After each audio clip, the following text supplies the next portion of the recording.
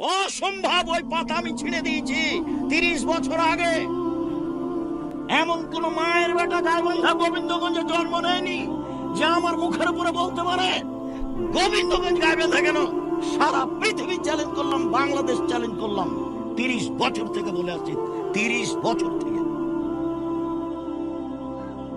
তার স্ত্রী বাড়িতে শোকে যে কাঁকড়া রেখেছে, তার স্ত্রী শিক্ষিত, এটা প্রমাণ করতে হবে আমার সামনে। আমি ওকে একটা মাঠের রাখাল মহিলা প্রমাণ করতে না পারলে জাতির সামনে বক্তব্য দেব না। তোমার মাকে যদি আমি অশিক্ষিতা প্রমাণ করতে না পারি, আমি আজকের পরে জিন্দেগিতে আর কোনোদিন বক্তব্য দেব না। তোমার সাথে আমি চ্যালেঞ্জ করলাম, তুমি চিনতে পারোনি মা কাকে বলে? তোমার মা এটা নয়, ওটা তোমার খালা। তোমার মা নয় এটা, এটা তোমার চাচি, এটা তোমার সৎ মা। মা কাকে বলে একাধিক দিন বলেছি, বক্তব্য দিলেই একটা পর্যায়ে কথা ফিরে আসে। কেন? এ দিয়ে জাতির কল্যাণ চেয়েছি, সেজন্যই ফিরে আসে। মা কাকে বলে? আপনি নিজেকে হিংসের চোখে দেখবেন না, আপনি রাসূল সাল্লাল্লাহু আলাইহি ওয়াসাল্লামের চোখে নিজেকে দেখেন, মুসলমান হিসেবে দেখেন, আপনার জন্য মানা সহজ হবে।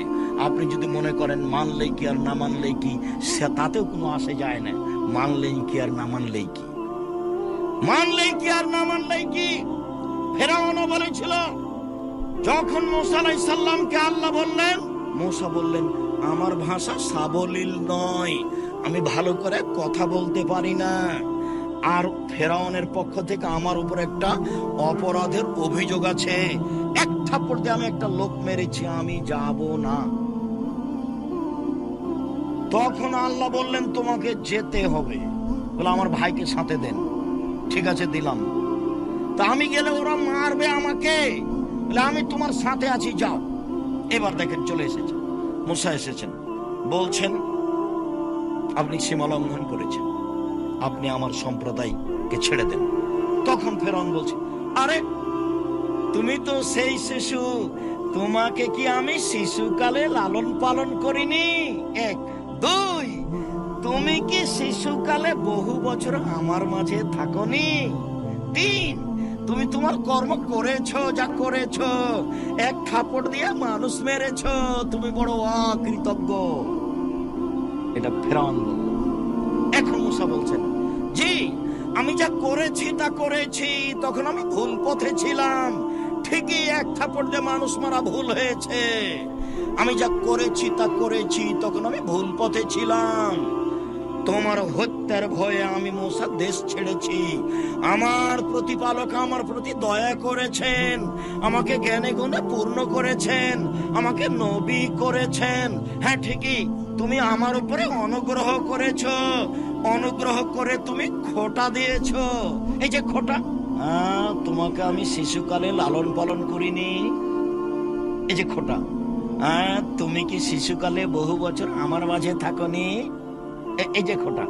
হ্যাঁ তুমি আমার প্রতি অনুগ্রহ করেছো, অনুগ্রহ করে তুমি খোঁটা দিয়েছো, খোঁটা দিয়ে তুমি বনি ইসরায়েলকে দাসদাসীতে পরিণত করেছো, তুমি বড় উদ্ধত স্বৈরাচার, সীমা লঙ্ঘন করেছো। মূসার ঘোষণা এটা। ফেরাউন বলল মূসাকে ঘেরো, হত্যা করতে হবে। মূসা আগে আগে পালালেন, ফেরাউন পিছে পিছে। সাগর সামনে, বাহারে কুলজুম, নীল সাগর নয়, কুলজুম সাগর। এবার মূসার সঙ্গী সাথী বললেন আটকা পড়েছি। তখন মূসা বলছেন, কাল্লা, কখনো নহে, অসম্ভব হতে পারে না, ফেরাউন আমাকে ধরতে পারেনি, মায়া রাব্বি, আমার সাথে আমার প্রতিপালক রয়েছে। একটু আগে আল্লাহ বললেন মূসাকে যে আমি তোমার সাথে আছি, কথা ধরতে পারেন না মনে হয়। একটু আগে আল্লাহ কি বললেন মূসাকে? আমি তোমার সাথে আছি। এখন মূসা আলাইহিস সালাম বলছেন যে আল্লাহ আমার সাথে আছে। মূসা পার হয়ে গেলেন, ফেরাউন ডুবে গেল। সবাই জানে আপনি মুহাম্মদ সাল্লাল্লাহু আলাইহি ওয়াসাল্লামের নিয়ম না মেনে উপেক্ষা করে চললে আপনার ক্ষতি হবে, কারো ক্ষতি হবে না। এর জন্য আপনি দায়ী, উপেক্ষা করিয়েন না। এক মা ছেলে মেয়েকে বিদ্যা শিখাবে, এমন কোথায় বিদ্যা আছে যেই বিদ্যাতে লেখা আছে যে ছবি মূর্তি ভালো, নেকির কাজ, শোকে যে কেন পুড়িয়ে সাজা আছে কাঁকড়া। 2, শিষ্টাচার। কি শিষ্টাচার বলো তো ছেলে? তোমার নখটা বড় আছে, এইটাই ভালো শিষ্টাচার? তোমার বোনের নখটা বড় আছে, এইটাই কি ভালো শিষ্টাচার? তোমার বোন এখন মাথায় নাক কাপড় না দিয়ে আছে, এইটাই কি ভালো শিষ্টাচার? তুমি পুরুষ মানুষ হাতে হয়ে দিয়ে রেখেছো, মেহেদি দিয়ে রেখেছো, এটাই কি ভালো শিষ্টাচার? শিষ্টাচার শিখাবে। 2, আমার বোনদেরকে চিরুনি করে যত্ন করে রাখবে, কাপড় চুপড় পরিষ্কার করে ঝকঝক করে সাজগোজ করে বাচ্চাকে রাখবে। এটা কার জিম্মেদারি? এটা মায়ের জিম্মেদারি। 4, বাচ্চার উপরে মা পাহারা দিবে, তার নাম মা। সব সময় 24 ঘন্টা বাচ্চার উপরে পাহারা দিবে মা। কোথায় গেছিলা? কি করছিলা? কি করো? আজকে ক্লাস নেই, আজকে যাওনি কেন? আজ কেন যাবা? সব সময় মা পাহারা দিবে বাচ্চাদের, তার নাম মা। শুনুন, আয়েশা রাদিয়াল্লাহু তাআলা আনহা বলেন, কাদেমান নবী সাল্লাল্লাহু আলাইহি সাল্লাম মিন সাফারিন। একদা আল্লাহর নবী সফর থেকে এসে বাড়িতে ঢুকলেন। বাড়িতে ঢুকে দেখলেন যে ইন্নালি কেরামান সাতারতু আলা সাহওয়াতিন লি, আমার একটা চাদর ছিল, সেই চাদরটা আমি জালানায় ঝুলিয়ে দিয়েছিলাম। সেই চাদরে ছিল ছবি। আল্লাহ নবী দরজায় দাঁড়িয়ে বললেন, আয়েশা মা হাজিহি, এইটা কি? ইন্না হাযিহি সূরা ইউআযাবুনা ইয়াওমাল কিয়ামা আল্লাযীনা ইয়াযাহুনা বিখালকিল্লাহ। যারা আল্লাহর সাদৃশ্য তৈরি করে তাদের কঠিন শাস্তি হবে। ছবি মূর্তি তৈরি করা হলো আল্লাহর সাদৃশ্য করা। সুদ মহাপাপ, আল্লাহর সাদৃশ্য নয়। ঘুষ মহাপাপ, আল্লাহর সাদৃশ্য নয়। সালাত আদায় না করা মহাপাপ, আল্লাহর সাদৃশ্য নয়।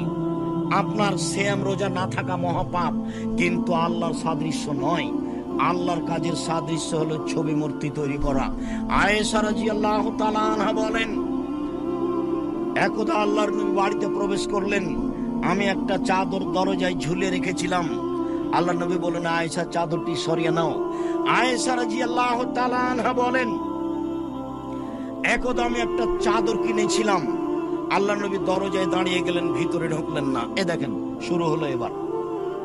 আল্লাহর নবী নিজ বাড়িতে ঢুকছেন না ছবি মূর্তির কারণে, দরজায় দাঁড়িয়ে গেলেন। আয়েশা বলছেন, মুখের চেহারা দেখে আমি বুঝতে পেরেছি তুমি অসন্তুষ্ট। আমি বললাম, আমানতু বিল্লাহি রাসূলিহি, আমি আল্লাহকে মেনে নিয়েছি, নবীকে মেনে নিয়েছি। বলেন তো আমি কি পাপ করেছি? আপনি ভিতরে ঢুকছেন না কেন? 1 মিনিট, চলে প্রস্তুতি নাও।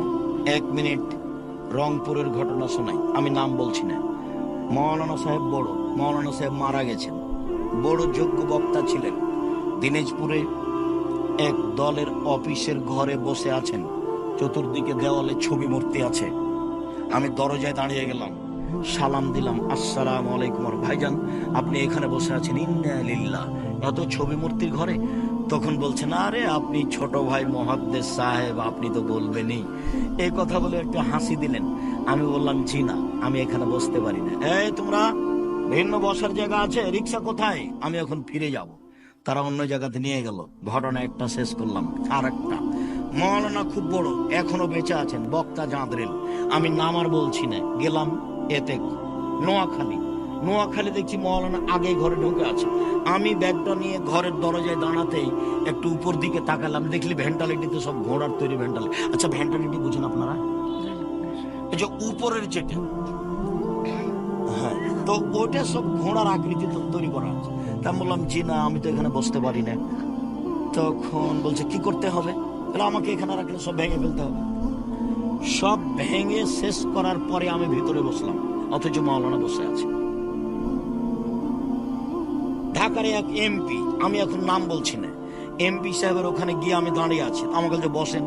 বলে, ভাইজান ছবি মূর্তি তো আছে, একটু না নামালে যে আমি বসতে পারছি না।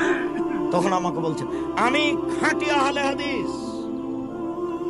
তা আমি বললাম যে পাশে মূর্তি ছবি রেখা আহলে হাদিস হওয়া যায়, এটা কেমন কথা? আচ্ছা ঠিক আছে ভাইজান, আপনার যদি সম্ভব না হয় তাহলে আমি যাই, আমি আপনার এখানে বসবো, এটা আমার প্রয়োজন নাই, একটা প্রয়োজনে এসেছিলাম, যখন অনুকূলে হলো না যাই।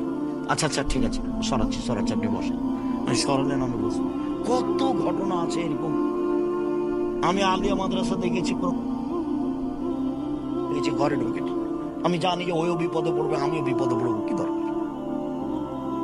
সমস্যা এত তাড়াতাড়ি শেষ হয়ে যাবে তা আমি বুঝতে পারিনি। যখন আমি মূর্তির পাশ দিয়ে হাঁটতাম তখন আমি ভাবতাম এসব মূর্তি কি কেউ ভাঙতে পারবে? সেদিন কি কোনোদিন আসবে যেগুলো মূর্তি ভেঙে দিবে? তখন আবার শেষে সান্ত্বনা দিতাম এই বলে, আচ্ছা ঠিক আছে, কেউ যদি মূর্তি ভাঙতে না পারে, যেদিন ভেঙে দিবেন সেদিন পৃথিবীতে কোনো মূর্তি থাকবে না। ঈসা আলাইহিস সালাম যেদিন আসবেন সেদিন পৃথিবীতে কোনো উঁচু কবর থাকবে না। ঈসা আলাইহিস সালাম যেদিন আসবেন সেদিন কোনোদিন কোনো শুকুর সোর থাকবে না। সব শুকুর সোর মেরে ফেলবেন, সব উঁচু কবর ভেঙে ফেলবেন, সব ছবি মূর্তি ভেঙে দিবেন। সেই দিনের অপেক্ষা করছিলাম, দেখি একদিনে মানুষ কিভাবে ভেঙে ফেলে দিন।